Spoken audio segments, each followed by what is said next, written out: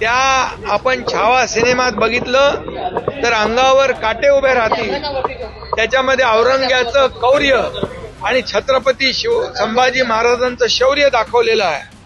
आणि म्हणून या देशासाठी ज्यांनी धर्माभिमान बाळगला, या देशासाठी त्यांनी प्राणाचे बलिदान दिलं, परंतु देशाचं आणि धर्म सोडला नाही, देशाभिमान सोडला नाही, राष्ट्राभिमान सोडला नाही, अशा धर्मवीर संभाजी महाराजांना हलाल करून ज्याने मारलं औरंगजेबाने, त्याचं उदात्तीकरण करणं खरं म्हणजे अतिशय दुर्दैवी आहे. निषेध जेवढा याचा करू तेवढा थोडा आहे. खरं म्हणजे अबू आझमीवर देशद्रोहाचा गुन्हा दाखल करायला पाहिजे, कारण छत्रपती संभाजी महाराजांनी या देशासाठी आपला प्राण अर्पण केलेला आहे.